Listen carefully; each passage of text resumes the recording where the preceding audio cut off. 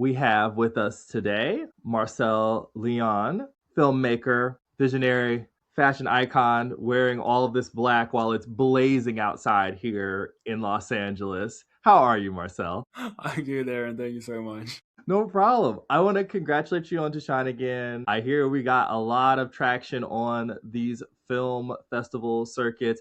I wish I could have seen you when this was playing here in LA because apparently I was at the theater, but on like 2 hours before your actual premiere happened, and I'm like, why did anybody tell me? Oh my God, I'm so sorry about that. I'm sure that we're gonna have something more coming up. So don't worry about Exactly. And it's not like this is gonna be the last one, so I'm gonna put it out there. I'm like, CJ, if you're listening, I wanna be there next time, do this on the carpet. So I was interested because I got to see the film.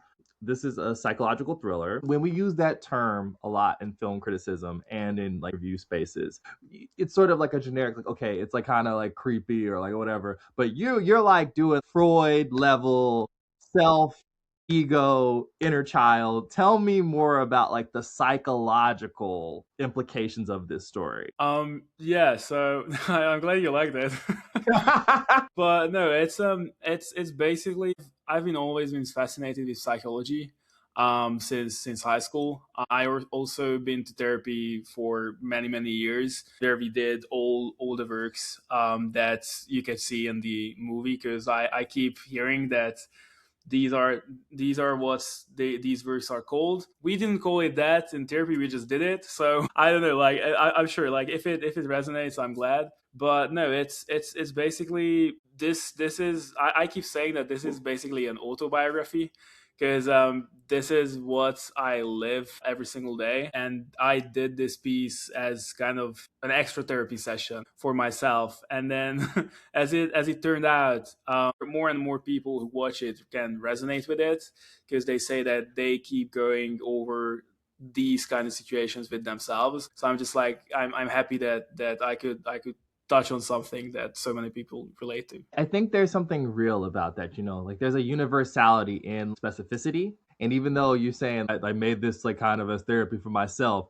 so many people reaching out to you means that you're not alone. There's some real strands here. And I love that you brought that up because that was my next question. It feels like you're carrying a lot of John in your journey, but you're maybe not there anymore, but there's a lot of that reflected. How do you find someone else, an actor, to bring forth this very personal tale for you? What were you looking for? When I do casting, I'm really into energies and I keep track on how people feel, kind of, if that makes sense. So even with that, we did all the casting. We casted like we had like 400 people coming for John, and then we got into two final people, and then I chose Thompson because he felt like he was the best to portray that. And also it did help that we had that huge height difference, or not huge, we had that height difference between Roman and Thompson.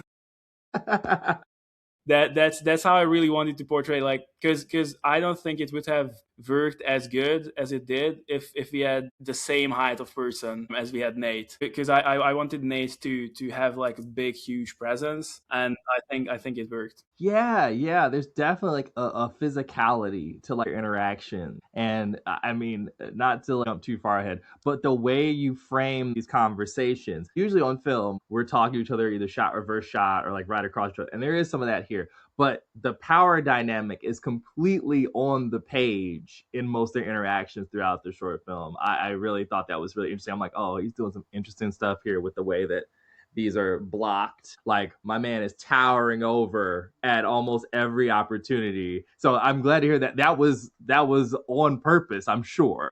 But yeah, absolutely, yeah. I'm glad. Okay, so when we talk about sort of internalizing these traumas, these experiences, and there's sort of a like clawing nature for it to get out. If you have any pets, when they want to go out, you're gonna know they're like scratching the door. What made Roman such a good choice for Nate, where it's like manifest these sort of this is all of this trying to get out. This is you trying to confront the more, I don't want to say toxic, but more harrowing elements of your own personal experience. Well, it did help that he's like 6'4" and man. So Sure is. He's insane. And then even if you know him from back then, I only met him a couple of years ago, but he was like the tiniest person ever. He was very slim, very everything. So the work that he put in over the past couple of years to be this huge is insane to me. But no, he's also his voice, what you hear, that's his actual deep voice. He didn't do anything with it. We didn't do anything with it. So that's his actual voice. Like, if it's surreal when you're outside with him and he starts speaking, everyone's just like, what's going on?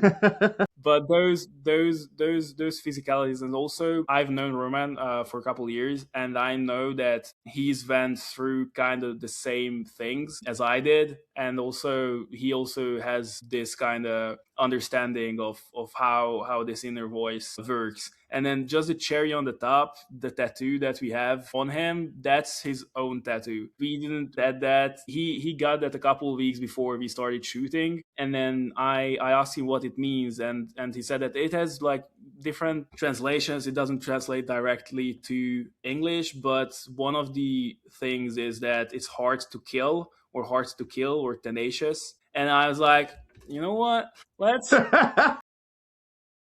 let's keep this, because he also has a sleeve. He has a full sleeve. So we covered that with makeup.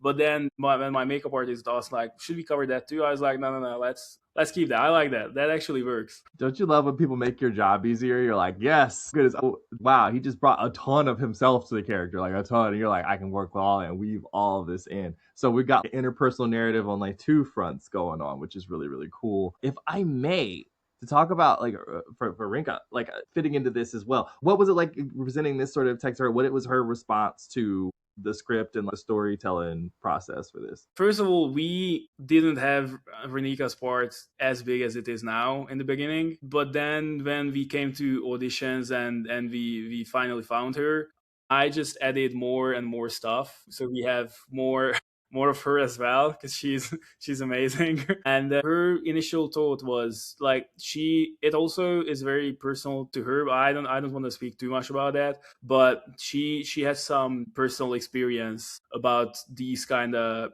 things. And then she said that she really liked it. So I was like, that's cool. I'm glad. But no, that whole kitchen scene was actually inspired by Nancy Meyer's movies, because I love a good rom com. I'm a sucker for them. And then when we finally got here, I was like, no, I need to add some more. I wonder, you love rom coms. How did we end up here, Marcel? How did we end up here? I need to get past all my traumas in my first couple movies, and then we can move on to rom coms, I guess. I guess so. I wanted to ask about genre as well, because you come from documentary as well and this sort of psychological thriller, but they're both telling a story in a different way, drawing on personal experience to craft a narrative. Did you find anything you could use from the documentary space for this project? Ooh, that's a good question. I haven't thought about it, but it really helped me, because we were a student production. This was my like undergrad thesis film, so that's why it like all of our cast and crew, all our crew were students. And then it did help to kind of solve problems really fast, because even in documentaries you don't know what's going to happen, and like this and that, and even in narrative as well. But that really helped me to have that problem solving work as fast as we could, because we had some trouble with the TV. It was working fine for our first shot, and then when we got to the red room scenario, it just stopped working entirely. So we on set we tried to call a VFX person to ask them, okay, so what should we put up? Because we are like, usually it's an easy fix if we had proper lighting and we just put on some green crosses and that's it. But because we had red lighting, the greens just vanished. So we needed to do something else, and then we lost like, I know, like an hour fixing that whole thing. It was also supposed to be our easiest day. that's that's that. It happens that way sometimes, you know? I love that you say like problem solving, because I feel like that's the essence of what it is to make any size project. You're like, I have this all blocked out. It's going to go great. Like you said, the first shot goes great. And then you come back and wait, what do you mean it's broken? What am I going to do? Exactly. But I guess that sort of iteration and working through stuff that speaks to the project and the film as well. We when we encounter the psychological problems or hardship, we don't just fix it usually on the first bounce. There's no Fonz hitting a vending machine and now it just works. Like we have to do a lot of It stuff, would be right? quite good, not gonna lie. I would love that. I would love that. But then we wouldn't learn, and it would be too fast. We need some time to get there. Exactly. And the time that passes throughout the film, this film's only 23, 24 minutes, but you get a little bit of childhood recall and flashback. Of course, it's not a psychological thriller movie unless I have some creepiness. And the shot of this, I guess it was a stuffed lion, I'm going to go ahead and guess. Yeah, is just, oh no. Oh God. I Yeah, am scared. How is it working with Jimmy in this environment that's usually not, there's not usually a bunch of like younger actors running around in a project like this? absolutely. Yeah, that's why we also had the plush lion, so that we could save some time and efforts and everything with it. But having Jimmy on set was also crazy because we had that whole blackout voids. We had the cage as well. So we, I think how it started while our grips and cinematographer were setting up everything. Son, Roman, and I went out to the area where Jimmy was in the green room, and then we just started to getting to play with him, drawing with him. Thompson, by the way, was amazing with him. I don't Huh. know, he I don't know what he did or how he does it. I loved it. It made my job so much easier because they had such a good chemistry from the get go. And then when we got him on set, even then we took like a half an hour to show him through, like show the camera, show the cage is cool. We don't need anything. But also Jimmy didn't really care about it that much. I don't know. He was he was so cool with it. If you see the whole thing, like especially after color grade and everything, it looks horrific. Like it looks quite scary. On set, it didn't look that scary, I guess, because he did an amazing job. The young people, they could just like, they're so resilient. They could just turn it off and be like, whatever. Now, I would love to have that. I would love to have. That's why I also do this. Like I need to get in touch more with my inner self, my inner child, to have that like, the same essence that he has. Absolutely. Yeah, sign me up. Whatever classes they get you to just ignore and put things into the vault and just tuck them away, I could probably use some of that. Okay, yeah. I was wondering about that. I'm like, it looks very, very scary. This little person just hanging out, and I have no idea how you explain, okay, so it's going to get a little rocky here, but if you can stick through it, you're good. Yeah, yeah. It wasn't even. It was just like we have that bowl. Also, I think he kind of thought that we were just like playing, and then that's it. And he was just sitting there. He also had his plush lion there, so it was a very good experience. Like he had a good plush lion, not the half blind one. Someone on set had to like, distress our poor friend, the plush But lion. we had one of our set dressers, Jonathan. He asked me before, I know, a couple of weeks before. Okay, so how bad do we want this? I'm like, you go crazy. He has seen some shit, and then I still have the plush line here. So Amazing. It's so funny. What do you want, Chief? All of it. Do all of it. exactly. If we're talking about like the visual look of the film too, I noticed you shot on digital. There's always a big conversation about digital versus film. With it being a student film, probably not going to do on like, stock, but also people do. I was wondering if that choice to go with digital affected your processes or affected the mood of the film, because I felt this kind of iciness through it, especially when we get into the blues and then that red section. Yeah, digital makes this really stand out. I that's a great question to my DP. Abby, she's amazing. But no, we did have some discussions about it, and then we just decided that we none of us really have experience with film, and also it costs so much.